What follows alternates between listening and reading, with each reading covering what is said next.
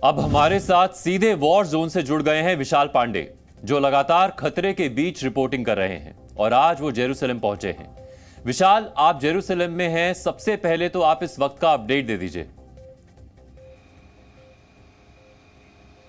देखिए सौरभ, आज सुबह से लगातार हम एस्ट्रौद एरिया में गए थे और गाज़ा बॉर्डर पर पहुंचे, जहां से मात्र 2700 फीट की दूरी पर गाज़ा पट्टी है, जहां से हमास के आतंकी लगातार हमला कर रहे हैं और इजराइल की जो वायुसेना है, इजराइल की डिफेंस फोर्सेज हैं, वो हमास के आतंकियों को मुंहतोड़ जवाब दे रहे हैं।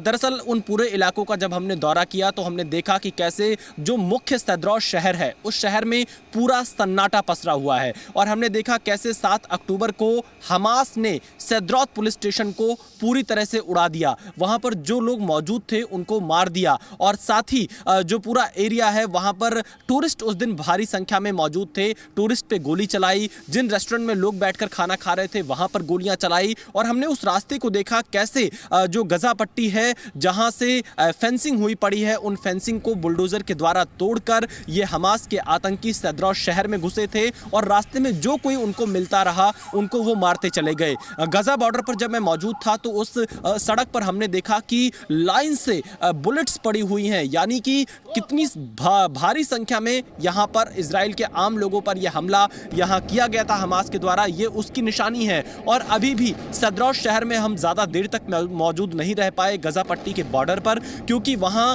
कुछ आतंकियों के छिपे होने की आशंका थी। जो इजराइल की डिफेंस फोर्सेज हैं उन्होंने हमें वहां से तुरंत अचानक निकल जाने के लिए कहा, क्योंकि वहां पर किसी भी वक्त हमला हो सकता था। जब हम वहां से आगे बढ़े, हमने एस्कलॉन शहर का दौरा किया एक बार फिर से, क्योंकि आज एस्कलॉन शहर में कई बार रॉकेट से हमला किया जा रहा है। कई महत्वपूर्ण जो बिल्डिंग्स हैं उन पर आप कह सकते हैं कि हमला किया जा रहा है हमास के द्वारा। आज तेल अवीव में जो यहाँ का मुख्य अंतर्राष्ट्रीय एयरपोर्ट है वहाँ सायरन बजा और वहाँ पर हमले का प्रयास हमास के द्वारा किया गया, लेकिन जो इजराइल का आयरन डोम है उसने उसे बीच में ही इंटरसेप्ट कर दिया। लेकिन फिलहाल चाहे वो सेंट्रल इजराइल हो या फिर सदर्न इजराइल, यहाँ पर हमास के द्वारा रॉकेट से हमले किए जा रहे हैं। और हमने ये भी देखा कि इजराइल की जो सेना है वो गाजा पट्टी में आतंकी ठिकानों को नष्ट कर रही है, जो उनके मुख्य नेता हैं हमास के, उनका खात्मा कर रही है और इजराइल लगातार ये कह रहा है कि हमास का पूरी तरह से खात्मा कर देंगे। लेकिन सौरभ, कल भी मेरी आपसे बात हो रही थी और आज भी सवाल यही बना है कि उन 100 से ज्यादा इजरायली नागरिकों को वापस कैसे लाएगा इजराइल, यह बड़ा सवाल है। जो हमास के इस वक्त बंधक हैं, जिन्हें हमास ने अपने कब्जे में रखा हुआ है, उसमें कई विदेशी नागरिक भी मौजूद हैं, उनकी वापसी कैसे होगी गजा पट्टी के उन इलाकों से जहां इन्हें कैद करके रखा गया है, यह बड़ा सवाल, बड़ी चुनौती इजराइल के सामने इस वक्त बनी हुई है। जी विशाल, ये देखना होगा कि वो लोग कैसे वापस आएंगे। विशाल, इजराइल ने अब क्लियर कर दिया है कि वो जब तक हमास को पूरी तरह बर्बाद नहीं कर देगा तब तक रुकेगा नहीं। आप तो ग्राउंड जीरो पर मौजूद हैं, ये युद्ध अभी कितना लंबा चलेगा आपके हिसाब से? देखिए सौरभ, ये युद्ध काफ़ी लंबा चलने की उम्मीद है, क्योंकि 3 फ्रंट पे इस वक्त इजराइल को चुनौती मिल रही है। पहला जो दक्षिणी हिस्सा है जहां से हमास के आतंकी लगातार चुनौती दे रहे हैं। दूसरा, जब इसके उत्तरी हिस्से को देखेंगे, लेबनान में हिजबुल्लाह जो आतंकी संगठन है वो भी इजराइल पर कई जगह से रॉकेट दागने का प्रयास कर रहा है और साथ ही सीरिया से भी कल कुछ रॉकेट इजराइल की टेरिटरी में आए थे। ये दावा IDF यानी इजराइल डिफेंस फोर्सेस की तरफ से किया गया था। इसके साथ ही अभी भी जो बंधक की सिचुएशन है, जिन्हें बंधक बनाया गया उन्हें छुड़ाना और साथ ही हमास के जो आतंकी इस वक्त इजराइल की टेरिटरी में है उनको ढूंढना, ये पूरा युद्ध क्षेत्र में जब हमने देखा बड़े स्तर पर इजराइल ने तैयारी कर रखी है। टैंक को बॉर्डर के नजदीक भेजा जा रहा है। जो डिफेंस फोर्सेस के रिजर्व फोर्स थी यहाँ पर, जिसमें आम नागरिक यहाँ के शामिल होते हैं, उनको बॉर्डर की तरफ भेजा जा रहा है और पूरा जो गजा स्ट्रिप से सटा हुआ एरिया है उसे मिलिट्री जोन घोषित कर दिया गया है। वहां पर बिना मिलिट्री की इजाजत के कोई आ जा नहीं सकता है।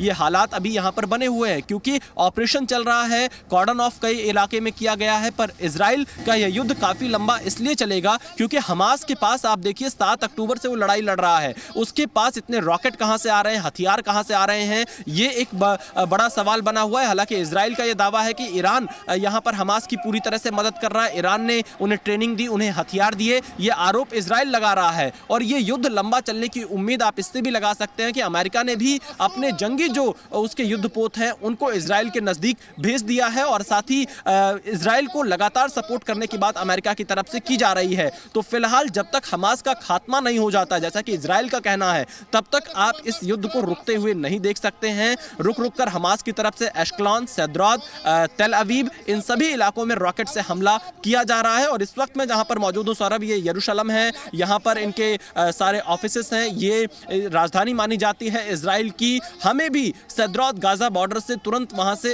यरूशलेम इसलिए आने के लिए कहा गया कि जब तक मिलिट्री पास नहीं होगा तब तक हम उस इलाके में नहीं जा सकते हैं, उस इलाके से रिपोर्टिंग नहीं कर सकते हैं। और फिलहाल आप ये कह सकते हैं कि काफी खतरा गाजा बॉर्डर के आसपास के इलाकों में बना हुआ है। और सौरभ, मैं एक चीज ये कह सकता हूं कि इतना सन्नाटा मैंने किसी शहर में आज से पहले नहीं देखा। जैसा कि मैंने सद्रात में देखा, लोग खिड़कियों से झांक रहे हैं, लेकिन उनकी हिम्मत नहीं है कि वो बाहर आ सके, क्योंकि उन्हें डर है कि कहीं उनके ऊपर हमला ना हो जाए, कोई आतंकी उन्हें गोली से ना मार दे या फिर रॉकेट से हमला ना हो जाए। ये हालात फिलहाल इजराइल के सद्रात और एशक्लॉन, दो ये दक्षिणी शहर हैं जो सबसे ज्यादा प्रभावित हैं और ये दोनों गजा पट्टी से नजदीक है। और इसीलिए इजराइल गजा पट्टी में लगातार एयर स्ट्राइक कर रहा है और आतंकी ठिकानों को नष्ट कर रहा है, जहां उनके हथियार रखे गए हैं उनको इजराइल कह रहा है कि हमास का मकसद यहूदियों का कत्लेआम मचाना था। इसको लेकर इजराइल के लोग क्या कह रहे हैं? देखिए, जो इजराइल यहाँ पर ये बात कह रहा है या फिर जो इजराइल के जो नागरिक हैं जो अपनी बात कह रहे हैं, वो यही कह रहे हैं कि यहाँ पर यहूदियों को टारगेट किया है हमास ने। और जिस तरह से हमास ने टारगेट किया है यहूदियों को, क्योंकि निर्दोष लोग थे, बच्चे थे, महिलाएं थीं, बुजुर्ग थे, नौजवान थे, इन सभी को घेर घेर कर मारा है, राह में चलते हुए इन लोगों को हमास ने मारा है। तो इजराइल के नागरिक ये कह रहे हैं कि ये यहूदियों के खिलाफ सबसे बड़ा जंग है एक तरह से हमास का। क्योंकि हम आप देखिए जो पूरा विवाद है वो आप देखेंगे गजा पट्टी को लेकर, चाहे यरूशलेम को लेकर हो, क्योंकि फिलिस्तीन बार बार ये कहता है, हमास ये कहता है कि ये उनकी धरती है, इजराइल ये कहता है और इजराइल बार बार इस बात को अंतर्राष्ट्रीय समुदाय से कहता आया है कि ये एक उनका देश है, यही उनकी पूरी जन्मभूमि है, कर्मभूमि है। इजराइल इसको पूरा दावा करता है और एक ये लड़ाई 100 साल के लंबे समय से भी चलती आ रही है। लेकिन यहाँ पर ये लड़ाई इस मुकाम तक पहुंच जाएगी ये किसी को नहीं पता था। और इजराइल के नागरिक तो फिलहाल हमास के खात्मे की बात कर रहे हैं,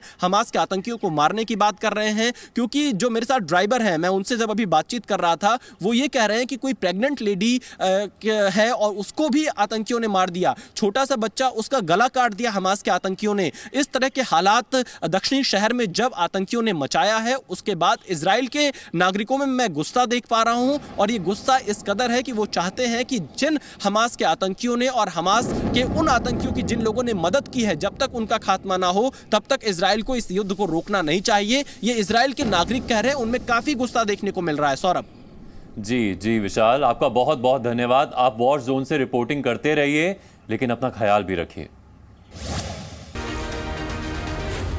जी न्यूज़।